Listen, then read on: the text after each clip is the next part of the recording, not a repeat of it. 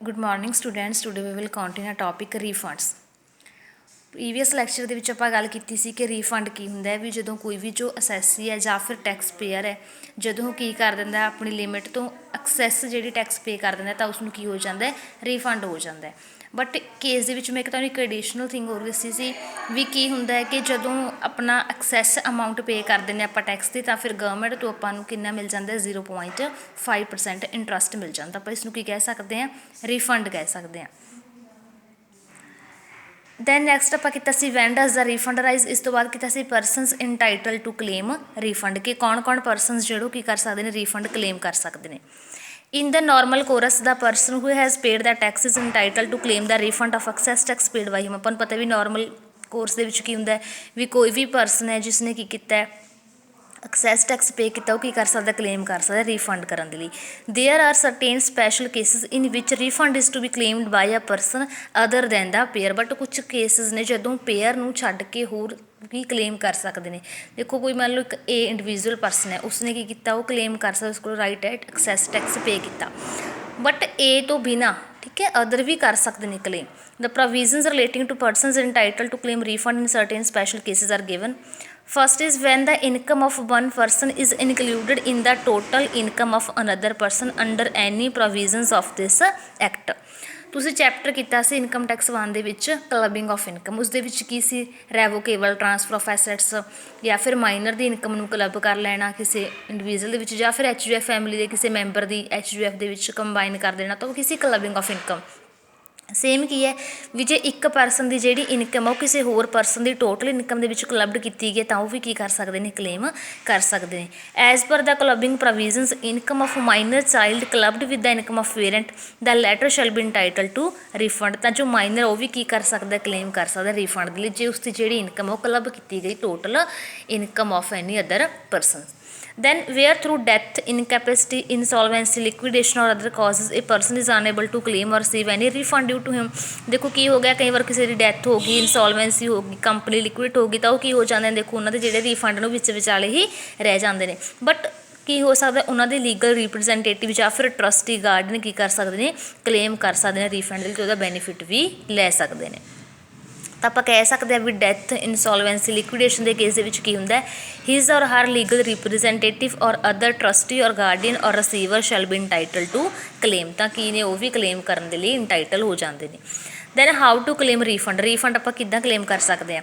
If the taxpayer has to make a claim of refund then the claim should be made in form number 30। ਸਭ ਤੋਂ ਪਹਿਲਾਂ ਤੁਹਾਨੂੰ ਕੀ ਪਤਾ ਹੋਣਾ ਚਾਹੀਦਾ ਵੀ ਤੁਸੀਂ ਕੀ ਕੀਤਾ ਐਕਸੈਸ ਟੈਕਸ ਪੇ ਕੀਤਾ ਤਾਂ ਤੁਸੀਂ ਕਿਹੜੇ ਵਾਲਾ ਫਾਰਮ ਫਿਲ ਕਰੋਗੇ ਫਾਰਮ ਨੰਬਰ 30 ਕਰੋਗੇ ਕਿਸ ਚੀਜ਼ ਦੇ ਲਈ ਕਲੇਮ ਕਰਨ ਦੇ ਲਈ ਰੀਫੰਡ ਦੇ ਲਈ। ਨੈਕਸਟ ਕੁਛ ਪ੍ਰੋਸੈਸ ਹੈ। ਫਸਟ ਪੁਆਇੰਟ ਕੀ ਦੇਖੋ principal commissioners of income tax or commissioners of income tax shall be vested with the powers of acceptance or rejection of such application claim. The principal commissioner ਹੋ ਗਿਆ income tax ਦਾ ਜਾਂ ਫਿਰ commissioner ਹੋ ਗਏ income tax ਦੇ ਇਹਨਾਂ ਨੇ ਕੀ ਕਰਨਾ ਇਹਨਾਂ ਕੋਲ ਪਾਵਰਸ ਹੁੰਦੀਆਂ ਨੇ ਵੀ ਤੁਹਾਡੀ ਜਿਹੜੀ ਐਪਲੀਕੇਸ਼ਨ ਤੁਸੀਂ ਫਾਈਲ ਕੀਤੀ ਹੈ ਕਲੇਮ ਕਰਨ ਦੇ ਲਈ ਰੀਫੰਡ ਨੂੰ ਕਲੇਮ ਕਰਨ ਦੇ ਲਈ ਉਸਨੂੰ ਅਸੈਪਟ ਕਰਨਾ ਜਾਂ ਫਿਰ ਰਿਜੈਕਟ ਕਰਨਾ।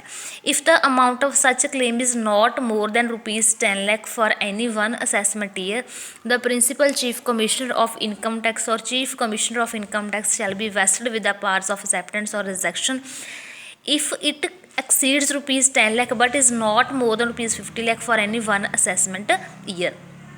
ਹੁਣ ਦੇਖੋ ਤੁਹਾਡੇ ਕੀ ਨੇ ਅਥੋਰੀਟੇਟਿਵ ਬੋਡੀਜ਼ ਬਣੀਆਂ ਹੋਈਆਂ ਨੇਗੀਆਂ ਵੀ ਜੋ ਪ੍ਰਿੰਸੀਪਲ ਕਮਿਸ਼ਨਰ ਹੈ ਜਾਂ ਫਿਰ ਤੁਸੀਂ ਕਹਿ ਸਕਦੇ ਹੋ ਵੀ ਕਮਿਸ਼ਨਰ ਆਫ ਇਨਕਮ ਟੈਕਸ ਨੇ ਇਹਨਾਂ ਦੇ ਕੋਲ ਕਦੋਂ ਪਾਵਰ ਹੁੰਦੀ ਹੈ ਵੀ ਜਦੋਂ ਤੁਹਾਡੀ ਜਿਹੜੀ ਅਮਾਊਂਟ ਹੈ 10 ਲੱਖ ਤੋਂ ਜ਼ਿਆਦਾ ਨਹੀਂ ਹੈਗੀ ਠੀਕ ਹੈ ਟੋਟਲ ਅਮਾਊਂਟ ਤੁਹਾਡੀ ਰੀਫੰਡ ਦੀ ਮੋਰ ਦੈਨ 10 ਲੱਖ ਨਹੀਂ ਹੈ ਤਾਂ ਆਪਾਂ ਕਿਸ ਕੋਲ ਜਾਂਦੇ ਹਾਂ ਪ੍ਰਿੰਸੀਪਲ ਕਮਿਸ਼ਨਰ ਜਾਂ ਫਿਰ ਕਮਿਸ਼ਨਰ। ਬਟ ਇਨ ਕੇਸ ਕੀ ਹੈ ਤੁਹਾਡੀ ਜਿਹੜੀ ਰੀਫੰਡ ਦੀ ਅਮਾਊਂਟ ਆ ਉਹ ਐਕਸੀਡ ਕਰ ਜਾਂਦੀ ਹੈ 10 ਲੱਖ ਤੋਂ but not more than 50 lakh ਫਿਰ ਤੁਸੀਂ ਕਿਸ ਕੋਲ ਜਾਓਗੇ ਜਾਂ ਤਾਂ ਫਿਰ ਪ੍ਰਿੰਸੀਪਲ ਚੀਫ ਕਮਿਸ਼ਨਰ ਕੋਲੇ ਜਾਂ ਫਿਰ ਚੀਫ ਕੋਲੇ। ਦੇਖੋ ਵਰਡ ਐਕਸਟਰਾ ਆ ਗਿਆ ਚੀਫ ਤਾਂ ਇੱਕ ਅਥੋਰੀਟੇਟਿਵ ਬੋਡੀ ਹੈ ਤੁਹਾਨੂੰ ਪਤਾ ਲੱਗ ਗਿਆ ਵੀ ਜੇ ਤੁਹਾਡੀ ਜਿਹੜੀ ਅਮਾਊਂਟ ਆ ਉਹ ਮੋਰ ਦੈਨ 10 ਲੱਖ ਨਹੀਂ ਹੈਗੀ ਤਾਂ ਤੁਸੀਂ ਜਾਓਗੇ ਪ੍ਰਿੰਸੀਪਲ ਕਮਿਸ਼ਨਰ ਕੋਲੇ ਜਾਂ ਫਿਰ ਕਮਿਸ਼ਨਰ ਕੋਲੇ। ਬਟ ਜੇ ਤੁਹਾਡੀ ਜਿਹੜੀ ਅਮਾਊਂਟ ਆ ਰੀਫੰਡ ਦੀ ਉਹ ਐਕਸੀਡ ਕਰ ਜਾਂਦੀ ਹੈ 10 lakh but less than 50 lakh ਤਾਂ ਤੁਸੀਂ ਕਿਸ ਕੋਲ जाओगे चीफ कोले मीनस प्रिंसीपल चीफ कमिश्नर या फिर chief commissioner. In case amount exceeding ₹50 lakh it shall be considered bye CBT। जे तुहाडी अमाउंट है जिहड़ी वो 50 ਲੱਖ तो भी अबव है तो कौन इसका तुहाडी रिसोल्व करेगा, तुहाडा सोल्यूशन कौन देगा, CBT central board of direct taxes तुहाडा सोल्यूशन प्रोवाइड करेगा। नैक्सट क्या है, no condonation application for claim of refund or loss shall be entertained beyond 6 year from the end of assessment year. तुसीं की कीता, रीफंड के लिए क्लेम किया है, 6 मंथ्स तो ज़्यादा टाइम पीरियड कोई भी अथॉरिटी बॉडी नहीं ले सकती। 6 मंथ्स के अंदर अंदर उसनूं तुहाडा की देगी, नाल दी नाल सोल्यूशन देगी प्रोवाइड करके, ठीक है भी तुहाडा रीफंड करना है with in amount of interest provide करेगी। This limit of 6 years shall be applicable to all authorities having powers to condone the delay as per the above prescribed। तो ये सारियां प्रिंसीपल कमिश्नर बॉडी है या फिर commissioner body है या फिर CBT है, सारे के लिए कितना टाइम पीरियड है, सिर्फ 6 मंथ ही है। 6 मंथ के अंदर अंदर उसने तुहानूं की करना होंगे, रीफंड वापस करना होंगे with interest. In case when refund claim has arisen consequent to court order. In case की होगा जो रीफंड है वो कोर्ट के ऑर्डर करके होया, ठीक है, क्योंकि कोर्ट नूं की लग्या भी ये वैल एंड इक्विटेबल है, भी ज़्यादा टैक्स ਆਪਾਂ ਕਹਿ ਸਕਦੇ ਵੀ ਲਿਆ ਜਾ ਰਿਹਾ ਨਾ, ਇੱਕ ਅਸੈਸਿਸ ਤਾਂ ਕੋਰਟ ਕੀ ਕਰਨ ਦੇ ਆਰਡਰ ਕਰ ਦਿੰਦੇ CBT ਨੂੰ ਰੀਫੰਡ ਕਰਨ ਦੇ ਲਈ। Then the period for which any such proceedings were pending before any court of law, it shall be ignored while calculating the said period of 6 years, provided such condemnation application is filed within 6 months from the end of month in which court order was issued। ਤਾਂ ਵੀ ਕੀ ਕਰੇਗਾ CBT, court ਨੇ order issue ਕੀਤਾ ਨਾਲ ਦੀ ਨਾਲ ਉਸ ਤੇ within 6 month ਕੀ ਕਰੇਗਾ, ਉਹ ਤੁਹਾਨੂੰ ਰੀਫੰਡ ਕਰੇਗਾ। Powers of acceptance or rejection of application within the monetary limits delegated to the principal chief commissioner या फिर चीफ कमिश्नर। तुहानूं पता भी पावर्स एक्सेप्ट करन दी या फिर रिजैक्ट करन दी एक एप्लीकेशन दी किस कोले ने, या फिर कमिश्नर कोले ने, या फिर प्रिंसीपल कमिश्नर कोले ने, या फिर चीफ इनफॉर्मेशन कमिश्नर कोले ने।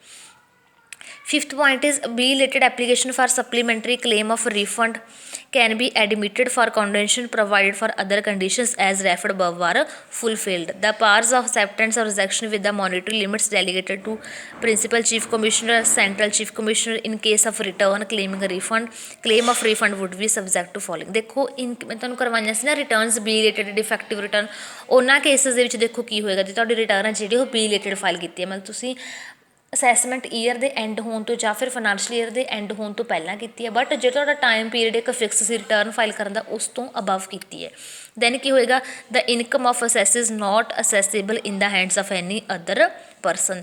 ਇੰਡੀਵਿਜੂਅਲ ਜਾਂ ਫਿਰ ਇੱਕ ਅਸੈਸੀ ਤੋਂ ਬਿਨਾਂ ਕਿਸੇ ਹੋਰ ਪਰਸਨ ਦੀ ਇਨਕਮ ਦੇ ਵਿੱਚ ਆਪਾਂ ਉਹਨੂੰ ਅਸੈਸ ਨਹੀਂ ਕਰਾਂਗੇ, ਕੰਸੀਡਰ ਨਹੀਂ ਕਰਾਂਗੇ। No interest will be admissible on belated claim of refund, ਕਿਉਂਕਿ ਤੁਹਾਡੀ ਜਿਹੜੀ ਰਿਟਰਨ ਹੈ ਉਹੀ ਪਹਿਲਾਂ ਤੁਸੀਂ ਬੀਲੇਟਡ ਫਾਈਲ ਕੀਤੀ ਤਾਂ ਤੁਹਾਨੂੰ 0.5% ਮੈਂ ਤੁਹਾਨੂੰ ਕਿਹਾ ਸੀ ਵੀ ਇੰਟਰਸਟ ਮਿਲਦਾ, ਉਹ ਤੁਹਾਨੂੰ ਬੀਲੇਟਡ ਰਿਟਰਨ 'ਤੇ ਨਹੀਂ ਮਿਲੇਗਾ, ਕਿਉਂਕਿ ਜਿਹੜਾ ਇੱਕ ਗਵਰਨਮੈਂਟ ਡਿਪਾਰਟਮੈਂਟ ਹੈ CBT ਤੁਹਾਨੂੰ ਕੀ ਕਹਿ ਸਕਦਾ ਵੀ ਤੁਹਾਨੂੰ ਅਸੀਂ 0.5% ਇੰਟਰਸਟ ਕੀ ਦੇਣਾ, ਕਿਉਂਕਿ ਤੁਹਾਡੀ ਤਾਂ ਰਿਟਰਨ ਹੀ ਫਾਈਲ ਲੇਟ ਹੋਈ ਹੈ, ਬੀਲੇਟਡ ਰਿਟਰਨ ਹੈ। Next, refund has arisen as a result of excess tax deducted or collected at source and excess advance tax payment। ਤੁਹਾਨੂੰ ਪਤਾ ਵੀ ਰੀਫੰਡ ਕੀ ਹੁੰਦਾ, TDS ਕਿੰਨਾ ਬਣਦਾ ਸੀ ਤੇ ਤੁਸੀਂ ਐਡਵਾਂਸ ਕਿੰਨਾ ਪੇ ਕੀਤਾ ਹੈ। 6th point is in case of an applicant who has made investment in 8% savings bonds।